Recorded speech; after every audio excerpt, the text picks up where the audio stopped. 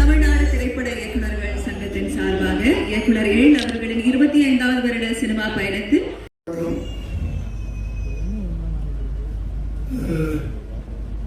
கடந்த 1.5 வருஷத்துக்கு மேல இருக்குன்னு நினைக்கிறேன். ஈவினிங்ல நடக்கிற எந்த விழாக்களே நான் கலந்துக்கிறது கிடையாது. எக்ஸப்ட் சமீபத்தில் நடந்த கலைஞர் அதோட 7 கலந்து போயிட்டாங்க. காரணம் கலந்துக்க கூடாது அப்படின்றதுல கலந்துக்கக்கூடிய என்ன சொல்றது ஒரு பிரின்சிபலான லைஃப் கடைசி காலத்தில் வாழ்ந்துட்டு இருக்கேன். 7 மணிக்கு டின்னர் குடிச்சிருந்தது. ஒரு 1 மணி நேரம் இந்த பழைய படங்களை பார்க்குறது. அதுக்கப்புறம் 9 மணிக்கு படுக்கிறது. 4 மணிக்கு எந்திரிச்சு ஏதோ ஒரு உலகத்தில் இருக்கிறது. இப்படி ஒரு வாழ்க்கைய ஒரு லைஃப் ஸ்டைலே மாத்திக்கிட்டேன்.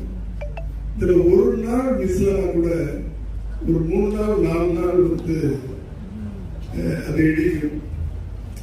அதனால நம்ம உடம்பு நம்ம தானே பார்த்துக்கணும். ஆனால் எழில் அவர்கள் கூப்பிட்டப்போ என்னால் மறக்க முடியல. அது மாத்திரம் இல்லை, எப்படியாவது அதில் கலந்துக்கிறோம்னு நினைச்சு ஒரு ஷூட்டிங்ல இருந்தேன். 4 மணிக்கு நம்பிக்கை சொல்லிட்டு வீட்டுக்கு போய் வச்சுட்டு முடியாது. எழிலை பத்தி எல்லாரும் சொன்னாங்க. நான் கூட பழகிருக்கேன். அந்த படம் பண்ணின அந்த காலகட்டத்தில் அவரோட நான் பழகிருக்கிறேன். அப்ப இருந்து இப்போ வரைக்கும் ஒரே மாதிரி வெற்றியிலும் சரி, கொஞ்சம் தோல்விப்பட்ட காலங்களிலும் சரி, மறுபடியும் வெற்றி கொடுத்த காலங்களிலும் சரி, ஒரே மாதிரி பழகக்கூடிய ஒரு நல்ல இதே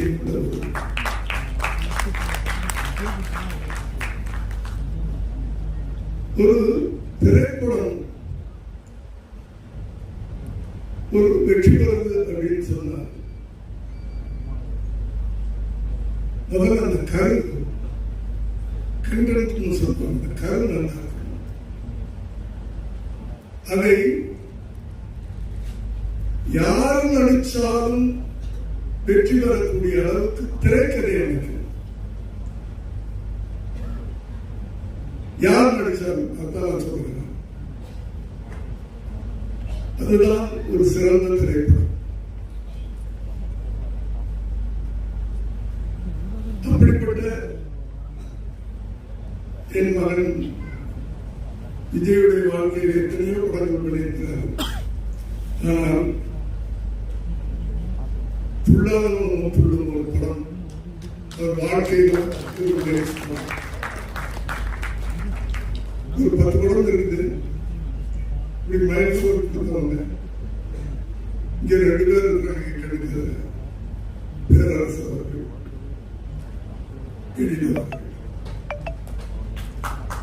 முதல்ல அவர்களுக்கு நன்றி. ஏன்னா எந்த ஒரு நடிகர் மேல வர்றதுக்கு யார் ஆதாரம்னா இயக்குனர். எங்க வேணாலும் சொல்லுவேன், அடிச்சு சொல்லுவேன். இப்படியாப்பட்ட ஒரு திரைக்கதை இந்த கதை. அடுத்து அப்பதான் வந்து நல்ல ஞாபகம் இருக்கு. சௌத்ரி சார் ஒரு நாள் எனக்கு கூப்பிட்டு தான் அவர் கூப்பிடுறியோ, நான் ஒரு பையன் அனுப்புறேன் கதை கேட்டு சாலிகிராமத்து வீடு. அவர் வந்து அந்த கதை சொன்னாரு.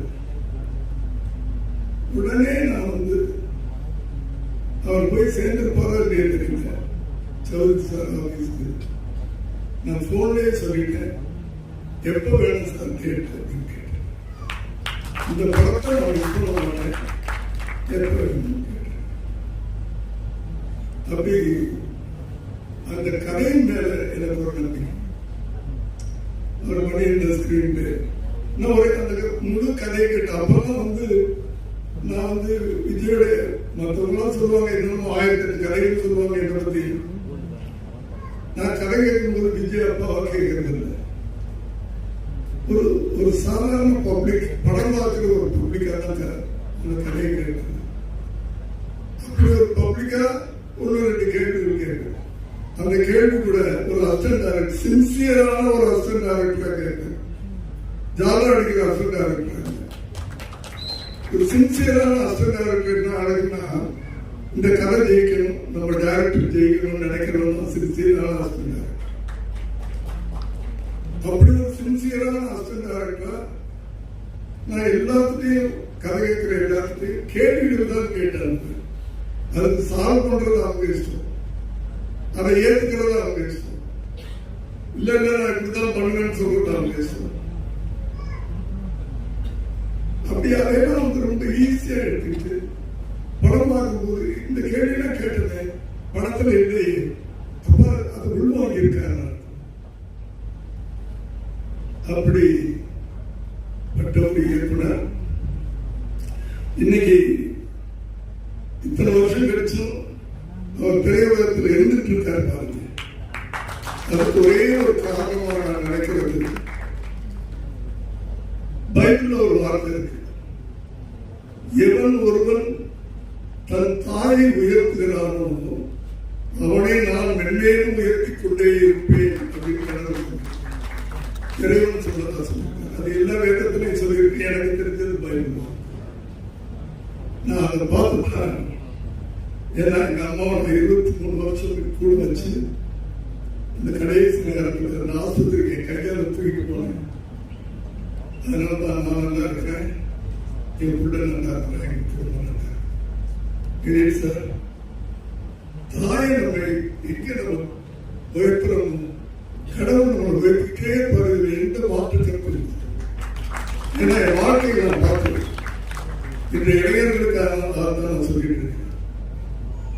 நமக்கு தெரிஞ்ச கடவுள், நமக்கு தெரிஞ்ச கடவுள், அந்த கடவுளை நம்ம எவ்வளவு போற்றினாலும் தரு சார். எந்த தாயா இருந்தாலும் சரி. அதனால அப்படி ஒரு திரைக்கதை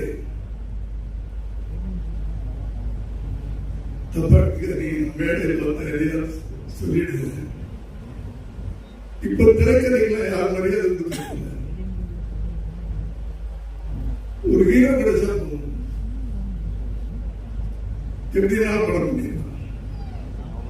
ஏன்னா இப்ப இருக்க ஆடியன்ஸ் எப்படின்னா ஹீரோவுக்காக படம் பார்க்க ஆரம்பிச்சிட்டாங்க. கதையை பத்திலாம் அவங்க கவலையே இல்லை, ஸ்கிரீன் பிளே பத்தி கவலை இல்லை. அந்த ஹீரோவுக்காக படம் முடியும். சோ நம்ம பெரிய டைரக்டர் தப்பாடுக்காதீங்க, மனசுல இருக்கிறத சொல்றேன். அதே படங்கள் இன்னும் ஒரு கண்டென்ட் ஓரியன்டோட ஒரு நல்ல திரைக்கதையோட பண்ணா இன்னும் பல மடங்கு அந்த படங்களுக்கு வெற்றி கிடைக்கும் சொல்றாங்க.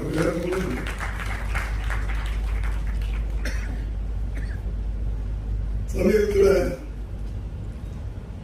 ஒரு படம் பார்த்துட்டு போன் பண்ணி பாராட்டுற பாருங்க, சூப்பர் சார், ஒரு படம் எப்படி பண்ணணும் உங்ககிட்ட தான் சார் கத்துக்கணும் அப்படின்னா சொல்லிட்டு இருக்கேன். அதான் கேட்டுட்டு இருக்கேன். செகண்ட் ஹாஃப் சரியில்லை சார் அப்படின்னு சொன்னா, சார் நான் சாப்பிட்டுட்டு இருக்கேன். அது வரைக்கும் கேட்டுட்டு இருந்தவர் நான் சாப்பிட்டுட்டு இருக்கேன்னு சொல்லல. செகண்ட் ஹாஃப் ஒரு மாதிரி இருக்கு சார். இவ்வளவு 5 நாளைக்கு முன்னாலே ஃபர்ஸ்ட் காப்பி பார்த்தேன்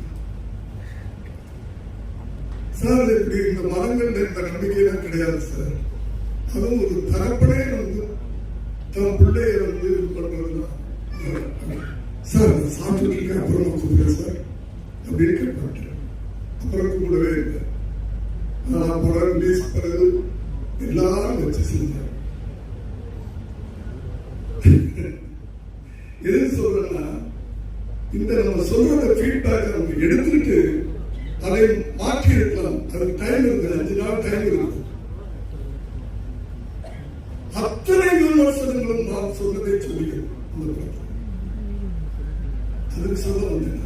அவங்களுக்குலாம் இந்த விமர்சனங்களை தாங்கிக்கிற தைரியம் இல்லை, பக்குவம் இல்லை. இதே நான் இன்னொரு பெரிய இயக்குனர் ஒரு கதை சொல்றார். கதை சொல்லி முடிச்ச உடனே ஒரு இன்டர்ச்சி கட்டி பிடிச்சிருக்காங்க. இங்க வந்திருக்காரா? துப்பாக்கி டைரக்டர் கட்டி பிடிச்சிட்டேன். ஆனா கடைசியில் அதே மாதிரி ஒரு அஸ்டன்ட் டைரக்டர் ஒரு கேள்வி கேட்டேன். சார் கேட்கலாமா? கேள்வி சார், இந்த படமே வந்து ஸ்லீப்பர் செல்ஸ் அப்படின்னு சொல்லி போடுறோம். எனக்கு தெரியும் சார் ஸ்லீப்பர் செல்ஸ் மாதிரி யாருன்னு, பப்ளிக்கு தெரியுமா அப்படின்னு கேட்டேன். கேட்டுட்டு விட்டுட்டேன் அதோட. பட் படம் பார்க்கும்போது அதுக்கும் ஒரு சீன் வச்சாங்க. செகண்ட் ஹாஃப்ல அந்த ராஜீவ் காந்தியுடைய கொலை வழக்கை விசாரித்த ஐஏஎஸ் ஆபீசர் அவரை வச்சு ஒரு படம் பண்ணியிருந்தார். ஒரு பெரிய டைரக்டர் கூட நம்ம சொல்லத்தை பயன்படுத்திட்டு எனக்கு பதில் சொல்லாம திரைப்படத்தில் பதில் சொல்லியிருக்காரு. அவருடைய பக்குவம் அதனாலதான் இன்னைக்கு வரைக்கும் ஜெயிச்சுக்கிட்டே இருக்காரு. அது போல வருகின்ற இளைஞர்களுக்கு இந்த இடத்துல நான் சொல்றது எனக்கு வந்து தகுதி இருக்குன்ற நம்பிக்கையில் நான் சொல்றேன். ஒரு அப்பே ஸ்தானத்துல இல்ல ஒரு அண்ணன் ஸ்தானத்துல வருகின்ற இளைஞர்கள் வந்து ஒரு கண்டென்ட்டோட வாங்க. அடுத்தது உங்களுக்கு ஒரு பொறுப்புணர்ச்சி இருக்கு. ஒரு பொறுப்புணர்வுன்னு சொல்றோம்ல, அந்த காலத்துல ஒரு ரைட்டர் வந்தாரு, திரைக்கதை ஒருத்தர் எழுதுவாரு, டைரக்டர். இப்ப எல்லாமே நம்ம பண்றோம். இப்போ ஒரு எழுத்தாளர் ஒரு இயக்குனர்னா ஒரு நல்ல கண்டென்ட் பேசுறாரு. அந்த காலத்துல ஒரு 10 தலையை வெற்றோட வில்லன்னு சொல்லுவோம். இன்னைக்கு அதே காரியத்தை ஹீரோ பண்ண வைக்கிறீங்க. இது எப்படி நடக்க முடியும்? இதை நம்ம கொண்டாடுறோம். இது எப்படி சினிமாவில் ஏற்றுக்கணும்? என்ன மெசேஜ் இளைஞர்களுக்கு சொல்ல? நீ கத்தி எடுத்து 10 பேர் வெட்டுனா, ஏன்னா இன்னைக்கு இளைஞர்கள் எப்படின்னா ஹீரோ எந்த மாதிரி சட்டம் போட்டுக்கிறாரோ அந்த மாதிரி சட்டம் வாங்கிக்கிறாங்க. எந்த மாதிரி ஹேர் ஸ்டைல் வச்சுக்கிறாரோ அந்த மாதிரி ஹேர் ஸ்டைல் வச்சுக்கிறாங்க. ஹீரோ ஃபாலோ பண்றாங்க. அதனால தயவு செய்து உங்க காலத்தொட்டு கொண்டு கேட்டுக்கிறாங்க. நல்ல விஷயங்களை படங்களில் சொல்லுங்க. இதாவது நல்ல மெசேஜ். 2.5 மணி நேரம் படம் பண்ணுறோம், 3 மணி நேரம் படம் பண்றீங்க. 3 நிமிஷங்கள் நல்ல விஷயம் சொல்லுங்க. தயவு ப்ளீஸ்.